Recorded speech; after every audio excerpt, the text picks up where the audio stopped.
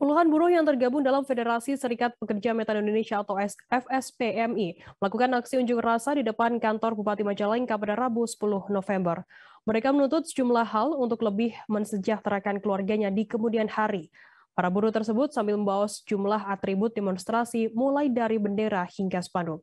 Informasi lebih lengkapnya akan disampaikan oleh rekan jurnalis kami dari Tribun Cirebon.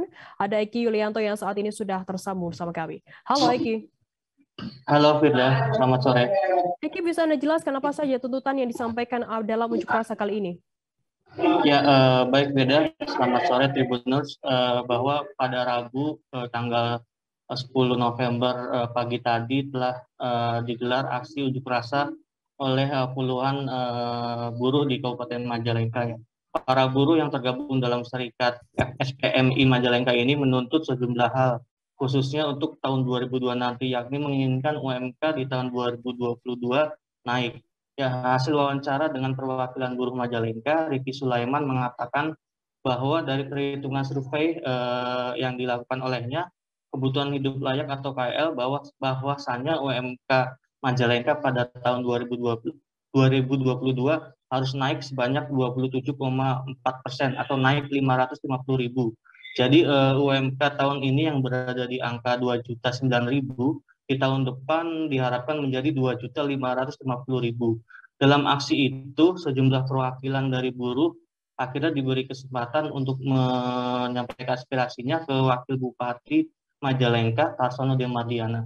Kegiatan yang digelar di dalam ruang kantor Wakil Bupati itu, perwakilan buruh mendapatkan sejumlah petunjuk demi terrealisasinya tuntutan yang diinginkan. Nah, selain menuntut naiknya UMK di 2022 nanti, tuntutan lainnya yakni mencabut UU Omnibus Law, tolak PP 36 tahun 2021, dan PKB tanpa Omnibus Law. Beda. Eki, lalu apa hasil yang disepakati antara buruh dengan pemerintah daerah terkait UMK ini? Ya, jadi setelah beberapa lama para buruh itu menyampaikan aspirasi di depan kantor bupati, sejumlah perwakilan buruh akhirnya diundang ke dalam ya. Mereka dipertemukan dengan Wakil Bupati Majalengka. Nah, menurut perwakilan buruh Ricky Sulaiman, pemerintah menyarankan para buruh tersebut agar berjuang di Dewan Pengupahan.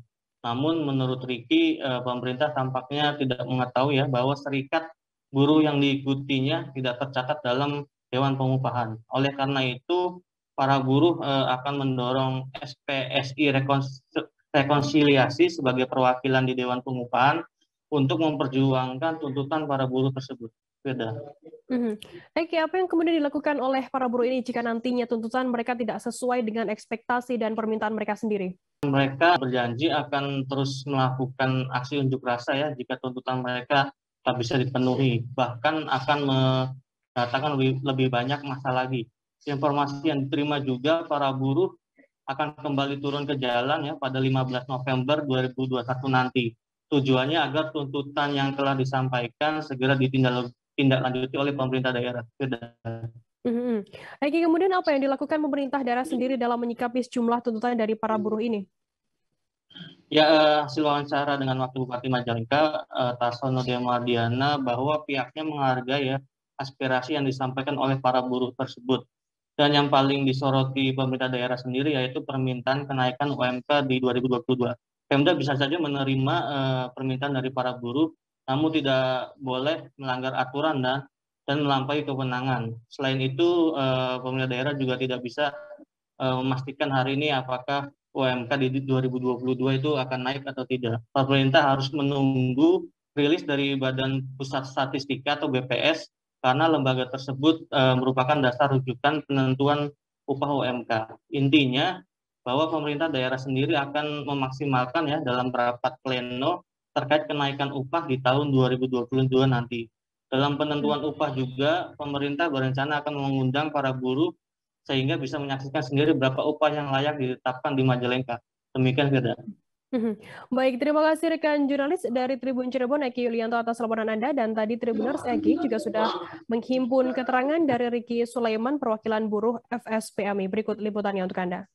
Kita diterima dengan baik, hasilnya pun luar biasa. Beliau mengarahkan kita untuk bertarung di Dewan Pengupahan, karena sejatinya kawan-kawan yang perlu kawan-kawan ketahui, kita FSPMI itu belum masuk di keterwakilan Dewan Pengupahan.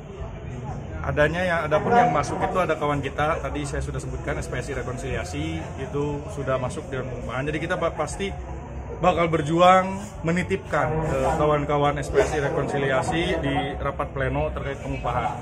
Adapun kalau ketika hasilnya di luar dari ekspektasi kita, perwakilan dari pekerja khususnya SPMI, apa yang akan kita lakukan? Ya mungkin kita akan sowan lagi ke pemerintahan, ke Bapak Bupati selaku Ketua Dewan LKS Tripartit Daerah, gimana baiknya terkait upah di Majalengka. Intinya kita tidak muluk-muluk, kawan-kawan, tidak langsung ingin 5 juta, yang penting sesuai dengan standar kebutuhan hidup layak.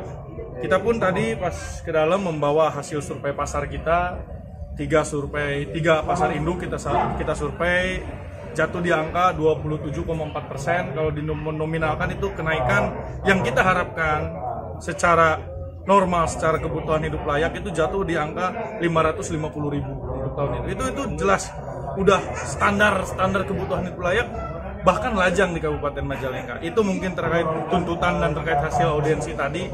Kami perwakilan dari FSPMI dengan perwakilan dari pemerintahan yang diwakilkan oleh tadi kebetulan Wakil Bupati Pak Tarsono. Demikian. Terima kasih sudah nonton. Jangan lupa like, subscribe, dan share ya.